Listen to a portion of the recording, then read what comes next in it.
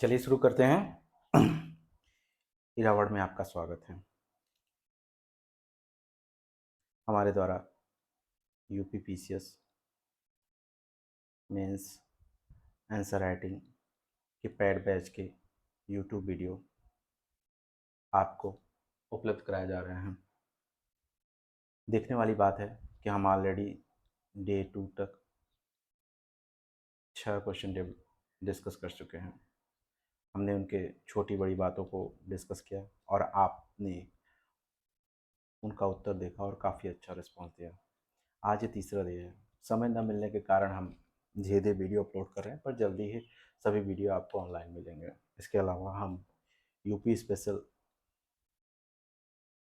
का एक नया कोर्स जो उसका यूट्यूब वीडियो भी मिलेगा आपको, स्टार्ट करने वाले हैं। ठीक है, उस पर बाद में डिस्कशन करते हैं। पहले चलते हैं आज के प्रश्नों पे। ठीक है, आज तीसरा दिन है। आज आर्ट एंड कल्चर का लास्ट डे है। ठीक है, आज का क्वेश्चन है प्राचीन भारतीय शिक्षण संस्थानों में गुरुकुल, नालंदा, तक्षशिला जैसे विद्यालयों पर चर्चा करनी है। ठीक है, आपको पता है कि आर्ट एंड कल्चर में इंस्टीट्यूशन अभी तक क्वेश्चंस नहीं पूछे गए हैं। मतलब जितने भी राजशाही हो गए, चाहे शिक्षा प्राप्त करने वाले राजा हो गए, वो कहीं ना कहीं किसी इंस्टीट्यूशन से होते। जैसे वैदिक पीरियड में हम गुरुकुल से शिक्षा लेते थे, फिर नालंदा, तक्षशिला, ये जब चीज़ें आज डेवलप हुई हैं, इनसे भी क्वेश्चन पूछे जा सकते हैं, इसलिए इन प्रश्नों को दिया गया है। ठीक है, आगे चलते हैं दूसरी पे। विभिन्न संस्कृतियों के बीच समझ और सहिष्णुता को बढ़ावा देने के लिए हम मुगल कला, वास्तुकला का उपयोग कैसे कर सकते हैं। ये आज का सबसे इम्पोर्टेंट प्रश्न है। ये प्रश्न देखने में आपको आसान लग सकता है, लेकिन है काफ़ी एनालिटिकल। तीसरा प्रश्न है उत्तर प्रदेश के प्राचीन प्रमुख नगरों का चर्चा करेंगे। इलाहाबाद, प्रयाग, इलाहाबाद के बारे में, अयोध्या के बारे में, मथुरा, वाराणसी, जो भी प्रमुख नगर हैं उनको देखेंगे। पहले उत्तर की शुरुआत करते हैं। उत्तर की शुरुआत में एक छोटा सा इंट्रो देना सही है होगा। पहला, एक समृद्ध परंपरा। आपको ऐसे समूह शब्दों का इस्तेमाल करना है। आपको देश में बौद्धिक, सांस्कृतिक, दार्शनिक परिदृश्य का आकार देने में महत्वपूर्ण भूमिका निभाई। एक छोटा सा इंट्रो दीजिए जिसमें गुरुकुल, नालंदा और शामिल है। आप गुरुकुल को आवासीय विद्यालय कह सकते हैं, जहाँ छात्र क्या होते थे, गुरु के रूप में गुरु के समीप जाते थे और व्यापक समग्र शिक्षा ग्रहण करते थे। इसमें वेद, साहित्य, दर्शन, नैतिक सहित चरित्र और नैतिक मूल्य ग्रहण करते थे। ये एक छोटा सा इंट्रो है। ठीक है, दूसरा, नालंदा और तक्षशिला विश्वविद्यालय के बारे में हम क्या कहेंगे। ये प्राचीन दुनिया के विद्वानों और भारतीय छात्रों को आकर्षित है। 5वीं शताब्दी में स्थापित नालंदा एक बौद्ध विश्वविद्यालय है जो कई शताब्दियों तक फलता फूलता रहा। इसमें बौद्ध दर्शन, गणित, खगोल विज्ञान, तर्क सहित कई विषयों का अध्ययन कराया गया। ठीक है, नालंदा छात्रों को एक बड़ा पुस्तकालय और व्याख्यान कक्ष है। दूसरी ओर तक्षशिला 6ठी शताब्दी में बनाया गया है। यहाँ पे बौद्धिक आदान प्रदान का केंद्र है। यह वेद, दर्शन, गणित, चिकित्सा, राजकला में सब में आगे रहा है। दूसरी चीज़ ये, फारस और मध्य एशिया के सहित दुनिया के कई हिस्सों में तक्षशिला के विश्वविद्यालय में विद्वान आते रहे हैं। अब इन संस्थानों में खुले और जीवन बौद्धिक वातावरण को बढ़ा दिया जाता है।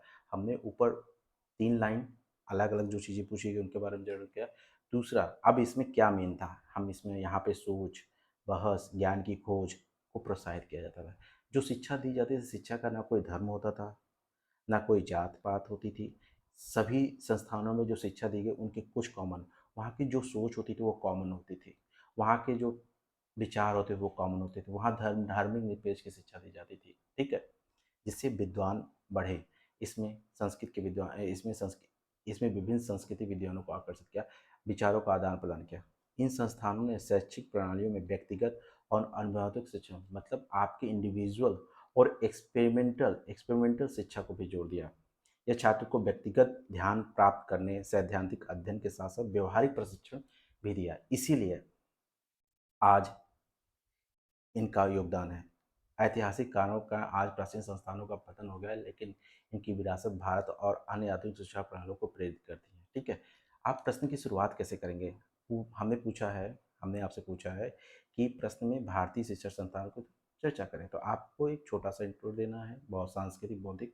दूसरा, तीनों गुरुकुल, नालंदा, तक्षशिला के बारे में कुछ कुछ बताना है। यहाँ आप चाहें तो राजाओं के बारे में वर्णन, मतलब कौन कौन से राजाओं ने इनको, मतलब वो दिया है, संरक्षण किया है, उनके बारे में बता सकते हैं। सबसे बड़ी बात, इन तीनों में कॉमन फैक्टर क्या रहे जो आज भी विद्यमान है और उनको लेके आज ये भले हमारे बीच नहीं है लेकिन फिर भी इनसे हम बहुत कुछ सीख सकते हैं। ये बात लेके आप सोल्यूशन कंक्लूजन दीजिए। ठीक है, दूसरा प्रश्न है, विभिन्न संस्कृतियों के बीच समझ सहिष्णुता को बढ़ावा देने के लिए मुगल कला वास्तुकला का कैसे उपयोग करें।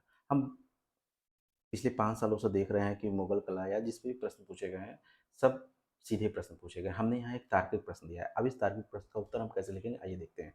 मुगल कला वास्तुकला एक समृद्ध और विविध परंपरा है, जो कॉमन बात है आपको इंट्रो में देना है। ये सांस्कृतिक संलयन को दर्शाती, संलयन मतलब एक दूसरे को जोड़ने को दिखाती है। आप शब्दों पे गौर करें, संलयन, ये सब शब्द ऐसे इस्तेमाल होते हैं जिससे आप नंबर अच्छे पा सकते हैं। ठीक है, मुगल एक मुस्लिम वंश था जो सलाम था क्या उनकी कला और धार्मिक सहिष्णुता और सांस्कृतिक आदान के प्रति उनकी प्रतिबद्धता को दर्शाती है। देखिए, हमने क्वेश्चन के मेन स्ट्रक्चर को क्या किया, यहाँ पे बांध के रखा है। आप लोग यही नहीं करते हैं। आप इंट्रो में क्या है, इधर उधर की बातें लिख देते हैं जिससे इंट्रो बहुत खराब हो जाता है। आप इंट्रो इस प्रकार लिखिए, क्वेश्चन की मेन बातों को यहाँ पे लिखने का प्रयास करिए।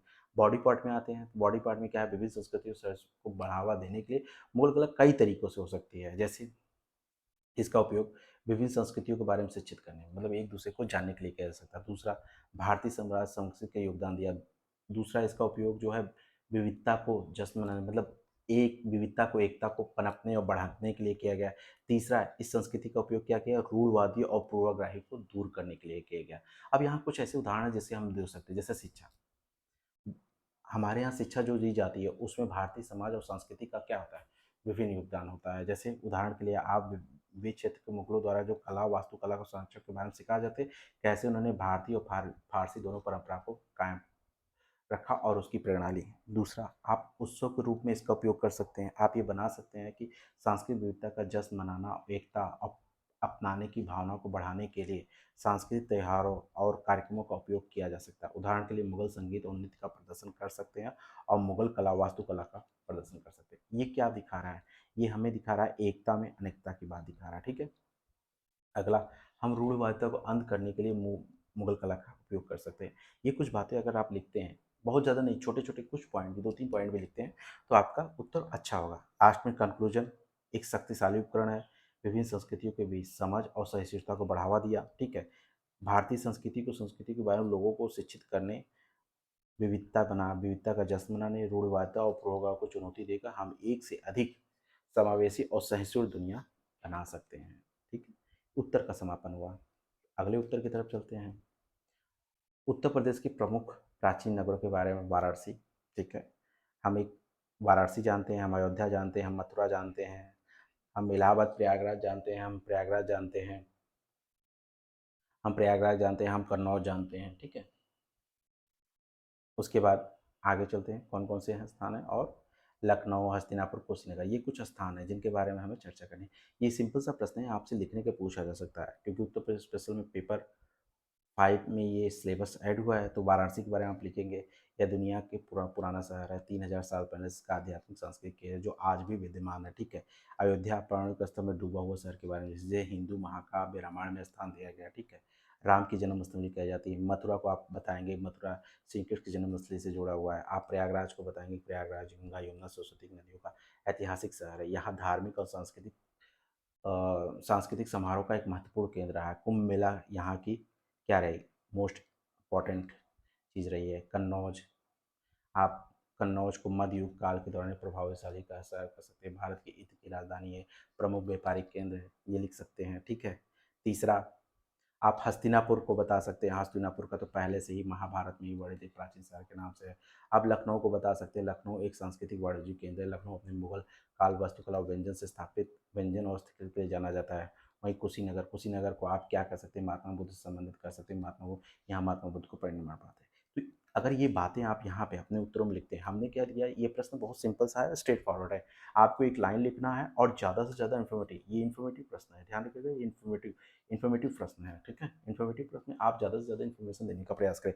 एक छोटा सा लाइन लिखें और उसके बाद जितना इन्फॉर्मेशन आपके पास है उनके बारे में यहाँ जानकारी दें।